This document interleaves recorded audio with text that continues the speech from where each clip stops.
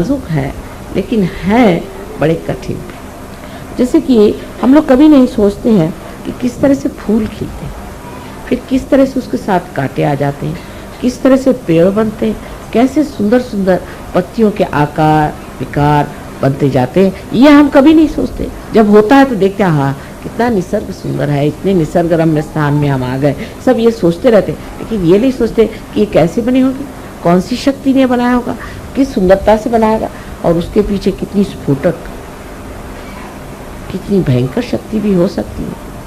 उसमें कुछ ऐसी भी चीज़ हो सकती जो इस चीज़ को बनने को रोके तो उसको घात करने वाली होनी चाहिए। ऐसी कोई ना कोई शक्ति और भी उसके साथ जुटी हुई है जो हर समय उसकी सुरक्षा के लिए और रक्षण के लिए खड़ी। अनेक स्थल पे आपको इस तरह से अनुभव आते रहेंगे आपके चरित्र में। एक साहब थे, उन्होंने सहयोग के बाद सब छोड़ दिया, लेकिन सिगरेट ज़रा छूटी नहीं। तो एक दिन वो मोटर में जा रहे थे और लोगों के साथ, और सिगरेट पी रहे थे। सिगरेट पीते पीते उनके मोटर में एक्सीडेंट हुआ। किसी को कुछ नहीं हुआ, उनकी सिर्फ ये उंगली विशुद्धि की थोड़ी सी काट दी। तब वो समझ गए बात क्या थी। इस प्रकार धीरे धीरे चीज़ों से, शिक्षाओं से आप सीखते जाते हैं कि हमारा चरित्र जो है ज़रा इधर उधर जा रहा है, मोटर जो है वो ज़रा सी सीधे रास्ते पर नहीं, ज़रा कुछ इधर उधर फिसल रही है, फिर आप ठीक कर रहे, फिर आप ठीक कर रहे, करते करते ऐसी दिशा में आ जाते हैं कि आप दोनों ही चीज़, एक्सेलरेटर और उसका ब्रेक, उसके माहिर हो, मास्टर। वो मास्टरी जब आ गई तब समझ लेना चाहिए कि आप ड्राइवर हो। अभी सिर्फ ड्राइवर हो, अभी मास्टर होने के लिए आपको निर्विकल्प में उतरना चाहिए। जब आप निर्विकल्प में उतर जाते हैं तब आप गुरु महाराज हैं। मैं आप सबको नमस्कार करती हूँ। सब आप लोग गुरु हो जाए, अपने ही गुरुत्व करके, अपने ही को सिखाकर, अपने ही को समझाकर। आप गुरु ऐसे वैसे नहीं हुए, दूसरों को सिखाना बहुत आसान है, लेकिन जिस तरह से हमारे कॉलेजेस में पहले टीचर्स के पास हम पढ़ते हैं, फिर जाके प्रोफेसर से पढ़ते हैं, मेहनत करते हैं, फिर हम गुरु होते हैं। इसी प्रकार सहयोग में भी पहले अपने ही ऊपर उसका सब अनुभव करके, उसका पूरा प्रयोग, एक्सपेरिमेंट करके फिर हम गुरु होते हैं। और जब हम गुरुत्व को आ जाते हैं तब फिर हम जानते हैं सबका कि हाँ हम भी ऐसे ही थे, तुमको हम जानते हैं, हाँ हाँ ऐसे ही हमारा था, यही मामला था, हम सब जानते हैं ये सब। तब फिर बहुत आसान हो जाता है, तब आप गुरु हो जाते हैं। और इसको कहना चाहिए कि सहज का जो चरित्र बनना और सहज में ज्ञान को प्राप्त होकर के उसमें, ये चीज़ जब तक नहीं आती है तब तक मनुष्य में उसकी विशेषता नहीं। लेकिन अब आप देखेंगे कि जिस वक्त आप गुरु हो जाते हैं तब आपको पता होता है कि अभी हमें कमियां हैं, तब आपको कोई ना कोई तपश्चर्या करनी पड़ेगी। वो तपश्चर्या का मतलब ये नहीं कि आप कुछ उसमें भूखे मरिए, ये तो माँ कभी नहीं चाहेगी, क्योंकि माँ को दुख देना तो आप भूखे रहिए।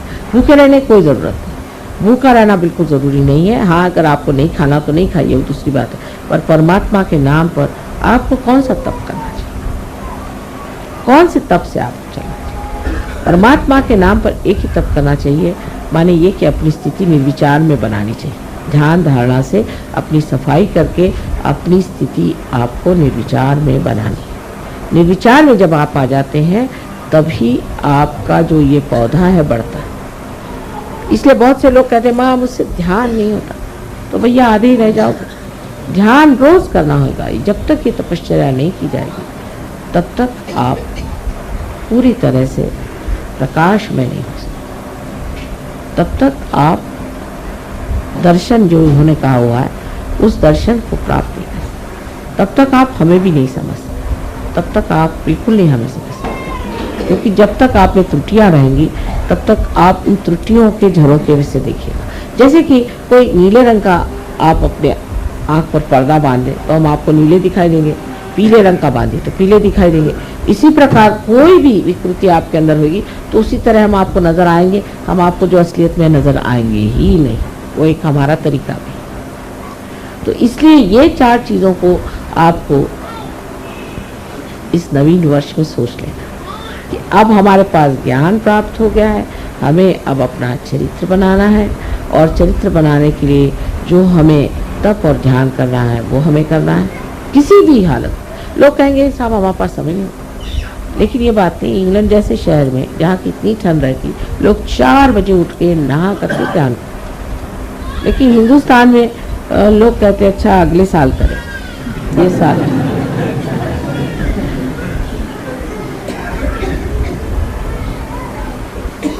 और जैसे जैसे हम उत्तर की ओर बढ़ते हैं, लोग तो सोचते हैं कि अरे क्या ज़रूरत है, हम तो कैलाश की तरफ बैठे हुए हैं, हमको क्या ज़रूरत। ये दक्षिण वाले करते रहे मेहनत, हम तो उत्तर में बैठे हैं। उत्तर प्रादेशिक लोग जो हैं, तो जितने भी उत्तर में लोग बैठे हैं उनको पता होना चाहिए कि हालांकि कैलाश उत्तर में है लेकिन दृष्टि उनकी दक्षिण में है, इसलिए उनको दक्षिण मूर्ति कहते हैं।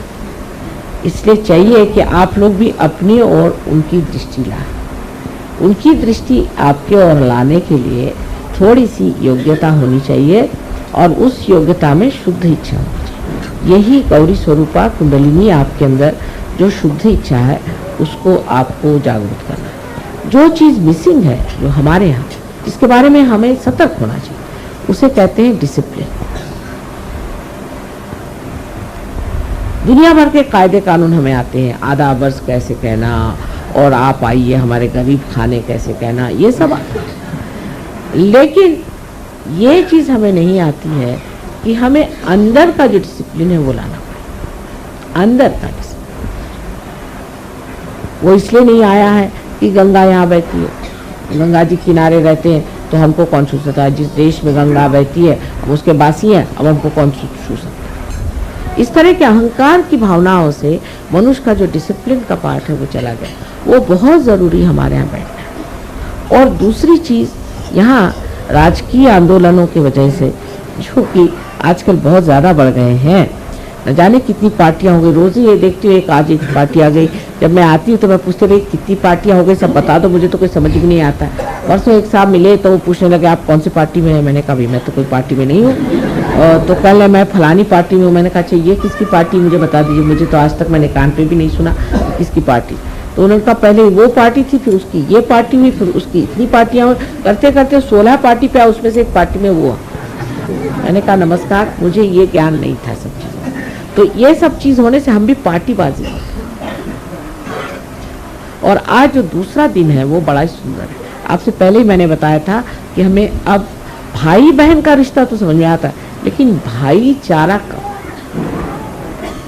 भाईचारे का रिश्ता कम है। बहनचारा और भाईचारा ये चीज़ें कम है। लोग कहते हैं अगर 2 औरतें कहीं रह ली फिर वो चाहे बहनें हो गया सत्यानाश। लेकिन मैं तो मर्दों को भी देखती हूँ कि कुछ कम नहीं।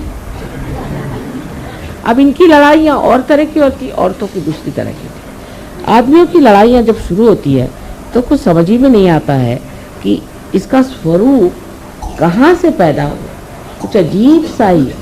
जैसे कि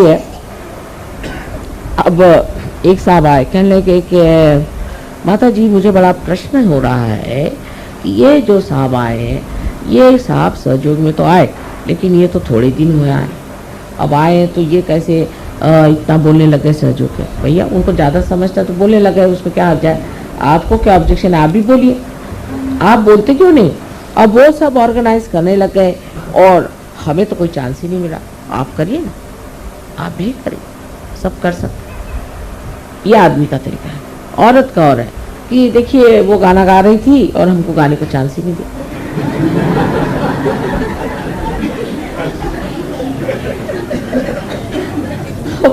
दोनों पशुपेश मेरे लिए ये है कि मैं ये सोचती हूँ कि अरे भाई हम बात कर रहे हैं आसमान की और आप बात